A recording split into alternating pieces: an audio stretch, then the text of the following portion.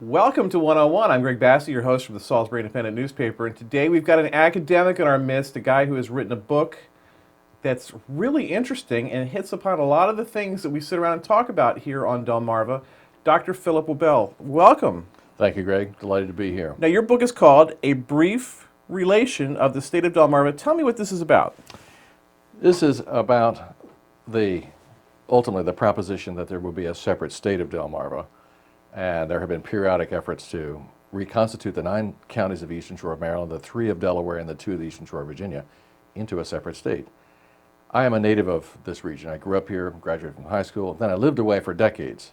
And I would come back here and I would hear echoes of this sentiment from time to time. And I thought, well, maybe I ought to look into this a little bit now that I have retired being a full-time professor. Right. So I started to do some research based on a collection of books that my mother had initially collected, not with the idea of writing a book, but simply because she was interested in the region. As I went through it, I decided to write a book with this somewhat arcane-sounding title, A Brief Relation, as though I'm an explorer looking at this region from the outside, never having been here before, Okay, and trying to make some sense of it. And it's like John Smith, for example, wrote A True Relation of Virginia as an example of this. And so the idea is I'm going to provide this account as though I know nothing about this area, just look what I see and find. So that was the motivation behind it. And I said to myself and to the reader, the only way you can understand that sentiment about whether there will be a separate state of Delmarva is to understand the history of the region. So most of this book is about the history of Delmarva. And then this latter part of it, my training as an economist begins to insinuate itself in the latter pages, and I construct an index in which I provide some measures of whether there's any economic logic. I'm not a politician. I don't have, if you will, a political engagement in writing this book. I simply looked at it from an academic perspective and said, on what basis might you consider doing this? So if you understand the history, a little bit about the economics, you can arrive at a judgment. Right. Now, one of my favorite shows forever was How the States Got Their Shapes. Always enjoyed that. Yes. And I don't remember them hitting on this, but obviously when you look at a map, it just makes complete sense that Delmarva be a state. Why did that happen? It looks that way, certainly because it's geographically somewhat united, if you will, by the borders of it. But there were competing claims of all the settlers who came to this particular region. We know the story, for example, about William Claiborne setting up his trapping station up on Kent Island in 1631, and that was before Maryland was declaring itself as a colony in 1634. So there were already competing claims for the region. And so the odd shape that evolved here was a curious mixture of events like tensions with the colony of Virginia. But in addition to that, there were also competing claims from those who were settling on the Delaware coastline, or what came to be that. And Edward West was the Lord Delaware, after which we get the name Delaware. And at one point, William Penn, who was the proprietary master of Pennsylvania colony, laid claim to what we call the lower colonies, which were the 3 counties of now Delaware on the Eastern Shore. So as these claims began to sort themselves out, we have this crazy quilt pattern of which we call Delmarva of the 3 states. Right. And people would think if Delaware could be a state, certainly Delmarva could be a state. There are those who say that, but as anyone who reads this book will discover, there are far more differences within Delmarva than people would like to think about. So I will just jump to the storyline conclusion on this, which is that after having examined the historical narratives that have shaped the culture of the region, having taken a look on census-based data on communities, I conclude through the construction of what I call a singularity index, which is a series of attributes that the Eastern Shore of Maryland actually has more in common with the Western Shore of Maryland than it does with Delaware or with Virginia. So my conclusion is it's better to think of Delmarva as a state of mind rather than as a separate political entity. And in saying that, I said in the book, nothing should preclude collaboration across all these borders, which I would hope would be productive from the point of view of economic relationships and things that would promote growth of the region. Right, and that's something I've always said, that we derive so much of our economic wealth from our ties to the Western Shore. Yes, Very much so. You know, the idea if we were to annex Northampton and Accomack counties, it would be a pull on us. It wouldn't be necessarily a plus. That's right. You know, if that works that way. Right. How did Virginia get that way? I mean, that's the most sad appendage that exists anywhere for that to be part of Virginia. It is. Well, that goes back to the days of John Smith, basically, when the colony was established down by Jamestown, and you look at that founding, one of the things that people were concerned about was to discover this pathway to the Far East, to the Indies, and so they were looking for waterways. So John Smith took his shallop after 1607, and in 1608 and 1609, takes these voyage up the Chesapeake Bay on both sides, and he's exploring to see how you could find those places. So that's what facilitated the settlement on the lower counties, which are now Northampton and Accomack, because settlers were saying, oh, well, here's land that we could settle on, we might be able to farm and make a successful living. So we have this oddity of that. Now, I throw in lots of little curious facts about this.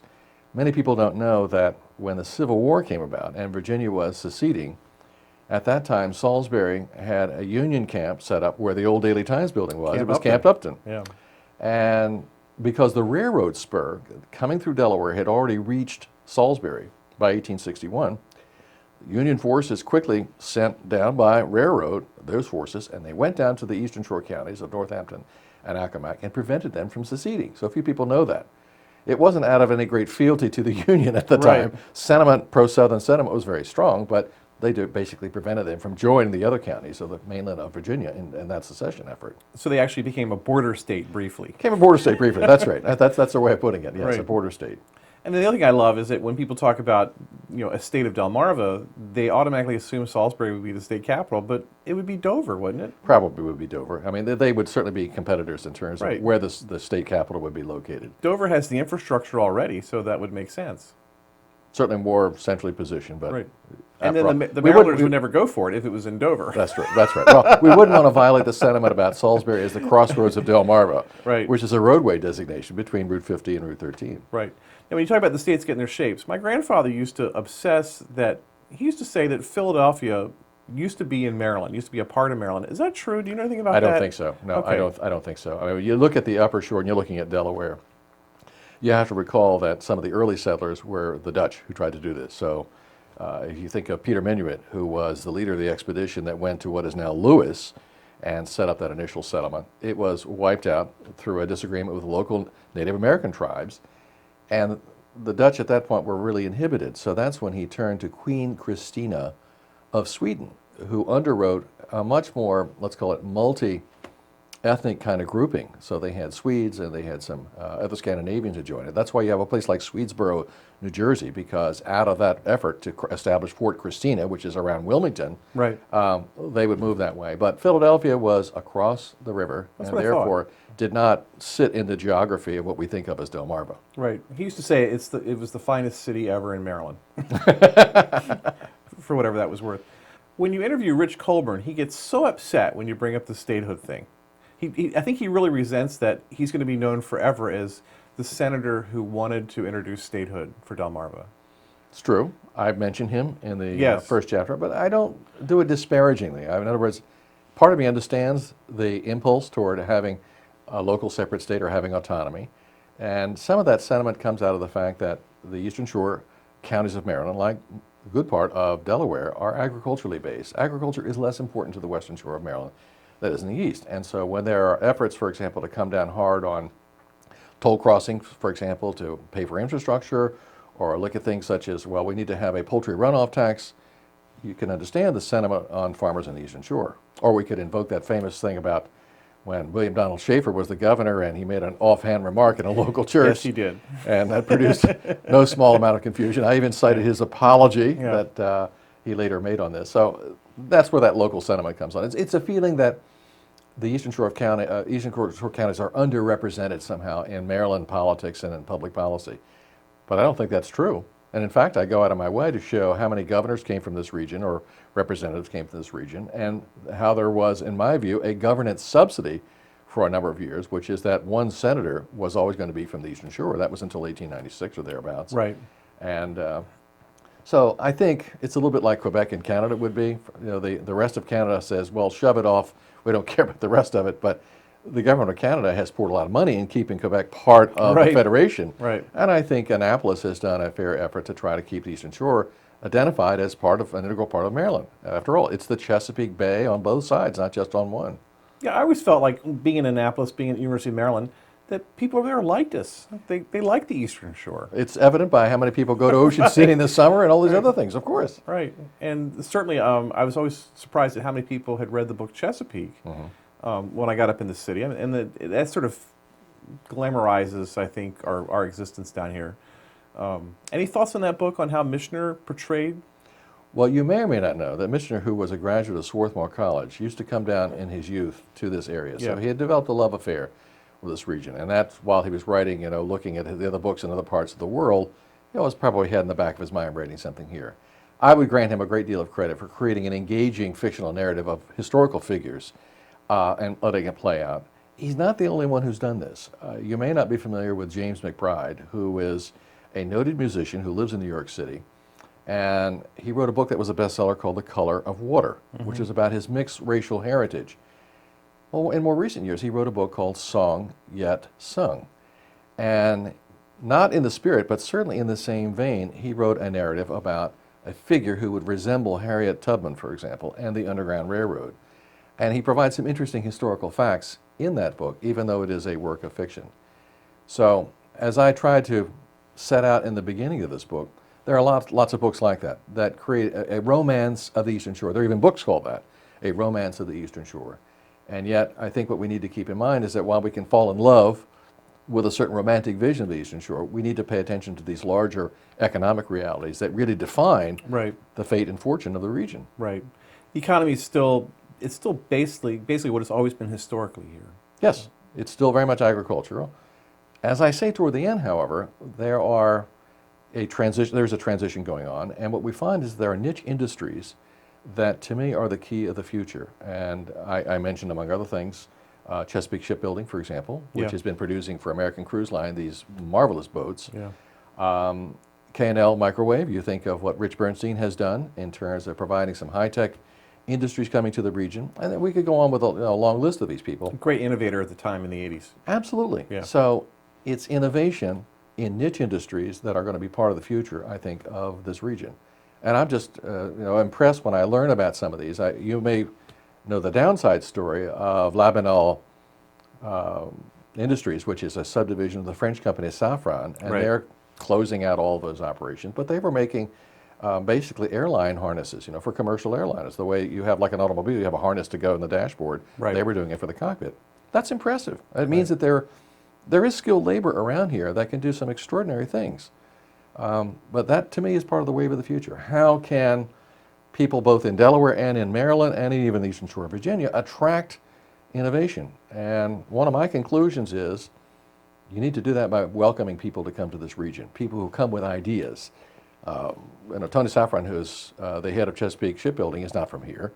Although Rich Bernstein is from Chincoteague. We could talk about a number of other people who have come from other places, like Katarina Enerfeld, whom I don't know, but I know that she's won that skip boat race in 1914 with 2014 with the women's crew. She's got high-tech precision equipment making that she's doing, and she's from Sweden. So these are exciting stories, and I think when you think of the partnership that a lot of these places have with Salisbury University, where they're promoting entrepreneurship, you think of the efforts to promote local innovation, business startups, that's key. So getting back to the last time the lawmakers wanted to do a succession. Secession, not succession. Secession. So it was Rich Colburn, it was Lowell Stolfus, and it was basically the new poultry manure regulations were coming online. And they were like, we're just going to close off and become our own state, and that way people in Annapolis can't dictate what happens. And they wanted a straw poll. They wanted local people to vote on whether they wanted statehood. Exactly. What happened? What was the end of all that? I don't have the exact numbers, but the vote failed, as all the other votes had failed. I have a tally of the votes that had done that. So yes, there was that concern that they were being dictated to once again with this. Now, just yesterday, I was with the Salisbury University Institute of Retired Persons, and I run a speakers bureau, at least for this year I've done this. And I had Bill Satterfield, who was the head of the Delmarva Poultry Industry Incorporated, and he was recounting off any number of facts, and he was dispelling a lot of myths that people have, but also looking at the way in which legislative decisions have affected the fortunes of the poultry industry. So it's understandable that local farmers, poultry farmers, might feel that resentment of outside regulations coming in. But he made one very important fact. Most of it is not coming out of Annapolis. Most of it is federal regulations. Right. So in terms of broiler standards and all the health standards and a lot of other things that we know or do not know about the poultry industry have nothing to do with what legislators in Annapolis may or may not think. Right. How did you become a historian? I'm not an historian. You may have the wrong impression from reading this book. Well, you said you're an economist. But I'm an economist by training, and I taught at Montclair State University for years. I've traveled abroad. I've had 2 Fulbrights in 2 countries in Africa over the years. But coming back here, my historical instincts came to the fore. I could never have written a book like this during my active professional career because as an economist, I wasn't an economic historian. It's certainly not a regional area that I was able to pursue at the time. And so the topics that I wrote about and researched about are very little connected to what we see here. But I would think a good economist would have to have a real keen interest in history. Yes, yes, you would, but there is a lot of history. People might be seduced that I'm a historian by reading this book until at the end my little insinuation begins to creep up at the end. I have some economic calculations that I do toward the end. I'm trying not to intimidate the reader about the economics aspect of it and the way in which we might approach that question. Yeah, but what I'm really looking for is a way that's what I would call non-political about how we might decide political boundaries. You know, the way in which we decide political boundaries is an ugly legacy. We either kill people to do it because we establish that, or, you know, we have some kind of what we call an election where that might be happening in some way. But often it's with very limited information. In other words, we have very limited information that are driven by the sentiment like those guys are trying to impose those regulations and that's what drives us to the polls. This is an attempt to adopt a more reflective and reasoned approach about how that might come about. Right. Now, in the legislature, in the 1st District of Congress in Maryland, we used to have the southern Maryland counties in the 1st District, and it seemed like economically and socially we were more tied to them, more Bay-focused. But that changed. That went into another district, and now our 1st District's gone up around north of Baltimore. Do we have more in common with St. Mary's and Calvert County than we do even Northampton and Accomack County? Or I didn't try to do a point-by-point comparison of those specific counties because what I was doing when I made my comparisons was I used from the U.S. Census the American Community Survey, and I took a sampling of households and looked at income, I looked at education, I looked at household structure and formation, those kinds of attributes. And I was making it just for the Western Shore as a whole, so I didn't disaggregate it in those terms. Maybe one reason why I didn't do that is I wouldn't see a configuration that would make sense in saying the state of Delmarva with St. Mary's County in that. It just it wouldn't fly. So rather my comparisons were the 9 counties versus the 2 in Virginia. Right. It just seems politically that we have more in common. There's watermen over there, there's farmers there. Yes, there are. Yes, there's all of rapid growth, all the same kind of stuff. Right. That's all true. Yeah. I don't know how the demographics compare. One thing that always fascinated me is that Salisbury, the demographics of Wycombe County and Salisbury, especially Salisbury, it's American miniature. All the numbers tied to the national average. Yes. So exactly. Yes, yes. This region is not as poor as people would like you to believe when you think about that separation impulse. That, for me, was an eye-opener. Right. But there are vast differences across Delmarva. If you look at Newcastle, which is wedded much more to the greater Philadelphia economy, per capita incomes are higher, it's a much more industrialized region, and demographically, it's coming to dominate what we think of as Delmarva. Now, in some people's romantic mind about a state of Delmarva, that doesn't count. They would throw that off and say, well, we'll form Delmarva below the, let's say, Chesapeake and Delaware Canal. That's where I would cut the line. Canal. They would cut it down that way and let it go that way and so forth. But I'm saying, technically speaking, that would be part of it. And Newcastle would be part of it, or whatever you're going to call Delmarva. Right. So I didn't explore politically attractive options on this because I remained aloof somewhat from the engagement for or against a state of Delmarva. I just wanted to sit back and say, how might we sit down and have a reasonable conversation on the basis in which you say there should be a separate state or not? Right. Well, I identify with it because in my farmer family, I was always the one at the table who would argue against the state of Delmarva, that it just didn't make any sense, that they didn't know what they were talking about. And their attitude was they should blow up the Bay Bridge. And yes. Well, you've seen those bumper stickers. There was no life west of the Chesapeake Bay. I had one for a long time. Yeah. And there's so much meaning in that. You can define that any way you want. Of course you can. You know, and it's just like, welcome to the Eastern Shore of Maryland, now go home. Yeah. There's such things like that. They've got a great sense of humor. They're all wonderfully charming and engaging and so forth. But think about it. If you remember, who was it, Robert McNeil at PBS did a story years ago on the story of English. And he was actually down by Smith Island, I think, or Tangier, and he was looking at the way in which people speak. Right. And it reflects an almost Elizabethan English, some of the locutions, a boat and host and so forth. That's Yeah. how they spoke back in those days. Well, that reflects the historical isolation of these populations over a long period of time. But the more the counties of Delmarva became economically integrated through the bridge that some would like to blow up, or through the bridge tunnel, I suppose they'd add that to their list. Right. And the influx of people to this region, it's less distinctive. It's less, if you will, separate in its own characteristics than people would like to think. So it's a nostalgia, I think, about time gone by. It's like how we've romanticized the life of the skipjack and the life of the waterman. It's not viable the way it once was. It's a terrible way to. It's a terrible way to make a living. It's awful. But what's it does to the environment? Yes, You know, exactly. scraping it's just bad. Yeah, all of these kinds of things. And yet, I love sailing and I love sailboats, and I've been in touch with a number of the people who've been involved with skipjacks, and I think it's a wonderful image. But for me, it's a romance. It's being in love with these graceful boats that once had a very powerful economic role to play, and less so today. Yeah, that's an old Deal Island versus Crisfield argument, where the Deal Islanders were skipjackers, Crisfield they're tongers, and I always sided with the tongers. It just made more sense to me. Yeah, yeah. But I never had to operate a tong, so. Well, the future, I think, of the oyster industry is not going to be dredging. It's going to be basically aquaculture, where you've got them in pens, the way Marinetics in Cambridge has been doing. And my wife, Danielle, and I, we go to France, where she is from, and we have been to places where they have a different method of cultivation. They put them on, if you will, rods in the water, and the spats attached to that. And so they don't dredge through the mud. And they're a lot healthier, they get bigger and so forth. So in a way, we're slow to adapt to some of these newer technologies about how we could make a thriving oyster industry. I'm all in favor of the oyster industry, though. Don't get me wrong. I think we should do everything we can to have a clean bay where, in fact, they can live and we can all eat well. Right. I'm embarrassed. I've never been to Tangier, but I've been to Yule and Smith Island a lot at Crisfield. And there's something, when I'm down there for a day, I come home talking differently like them. And so there's something inside of me somewhere where... It's genetic, Greg. It's genetic. Your genes. It's the someone recessed in gene. me used to talk like that. It's the recessed gene, that's right. And it's the weirdest thing, but I can, if I hear it, I can become that. And it's just, it's really bizarre. Yeah, well, it's a very charming lilt that is displayed, and again, it reflects this absence of integration of those islands with the rest of the area. I was teaching at Salisbury University one year. I was a visiting chair down here, and I had a student, a gal who was from Tangier. Her name was Crockett. Well, you know, Crockett is sort of genetically tied to Tangier Island. Right. But she was part of what I call this new generation. She was the first in her family to go to college, and people are looking for other opportunities as a profitable life on oystering and fishing and crabbing and so forth diminishes because of the demographic pressures that we have and the environmental pressures. People are just looking for other alternatives. Yeah. So the distinctiveness that we attach to that culture is going to exist in our minds as a romance, but the economic reality is driving it elsewhere. Yeah.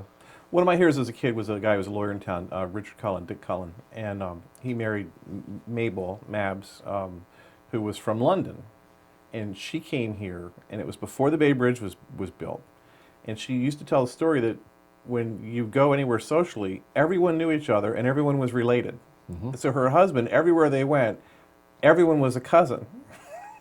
But then when the bridge was built, then that changed because then new people came. It really was a set-off community before the bridge was built. Exactly. Well, you had a lot of families that had come here, and they may have been part of the original settlements, and so you had apportionment of lands, and so these families were, quote, notable families. Right. Doesn't mean that they were rich. I mean, some of them were wealthy, but others simply, when you had a subdivision of land as agricultural land over generations, you didn't have a very large parcel of land. But yes, the relationships were there and so forth. And now you have outsiders who come in, they have different sounding names and so forth, and it just is changing the mix. Yeah, I just can't imagine what it was like then. And just, you know, a dual highway, not even a dual highway, a two-lane road all the way from the ferry landing, you know, at Kent Island to Ocean City. Yes. I mean, I remember in like 1967 or 68 when Route 50 was built between Salisbury and Berlin. You know, we used to take the back road, and I just can't imagine all those people on all that traffic on those roads. I am old enough that as a kid I Right, went you to a place remember all called this. Camp Wright, Right. which was up near Stevensville, and I remember a summer when the Chesapeake Bay Bridge was being built, and I would see that ferry still operating across the way. So Yes, it's a different time, and of course it's brought a tremendous influx. I think of the numbers like Ocean City's permanent population is what, maybe 12,000, something like that. In the summer, on a big weekend, it's 325,000. Yeah. These are unbelievable numbers, but they're not locals who are flocking there. These are all the people coming from Washington, Baltimore, Philadelphia. If you go up to New York City, you can find billboards that say, "Come to Ocean City, Maryland." So it's clearly an important segment of income for this region is tourism, and that's something that's been very successfully promoted. Our state senator, Jim Mathias, got money approved for a study of a third Bay Bridge span. Yes. What do you think that would do?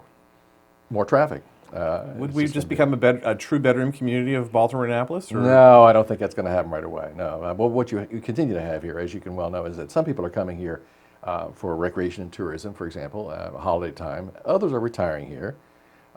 So those who come here and retire and so forth are probably not interested in having an industrialization and having all the delights of the Beltway traffic around Baltimore and Washington. They would like to avoid all of that. So it's a different kind of quality. But yes, a third span would definitely do that. You know, what a lot of people have learned, somewhat to their dismay, is that the cost of maintaining the Bay Bridge spans as they now are is so prohibitive because they were so steel exposed at the time. Bethlehem Steel benefited enormously, but taxpayers today are not. Right. And I remember it was Martin O'Malley was the governor, said it cost as much to paint the bridge as it did to build it back in the early days. Yeah. You think of cable stay bridges like the Roth Bridge over the Chesapeake Delaware Canal. That's the future of where things are heading, and those are going to have far less maintenance associated with them because the cables are so well bound, and there's much less exposure of the steel to the elements. If we were ever to be a state, and we wouldn't, but if we were, what would they name it? I don't think Delmarva makes sense. You don't think Delmarva makes sense? There's a Delaware. No, there wouldn't be a Delaware anymore, but there'd still be a Maryland. Yeah, well, I think the name probably has legs. In other words, it would probably carry over, for lack of a better term, that people might actually have. So I can't think of another name that's ever been proposed for this.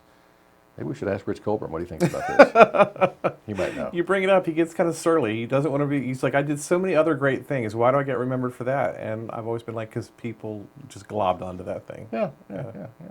All right, where can we find your book? If you want to see this thing and buy it, where can we get it? Okay, the book is on sale at the Ward Museum. They could get in touch with Elaine Patterson at Maryland History Press. I also have an inventory of my own. I've tried unsuccessfully to get Barnes & Noble thus far to carry it. So I'm going to local book fairs here and there, and I also am looking to have it available through the Salisbury University bookstore. Okay, he's Dr. Phillip LeBel. His book is A Brief Relation of the State of Delmarva. It's fun. Memo Dierker, in his comments here, praises it. Bryce Stump praises it, my good friend Bryce Stump. But Memo Dierker says that Chesapeake is the book to read to get the big blueprint of how things work here. And this fills in all the other little dots and questions that you might have about life on Delmarva and how we ended up the way we are. Thank you, Doctor, for being here. Thank you very much. I'm Greg Bassett from the Salisbury Independent Newspaper, another edition of 101 right here on PAC 14.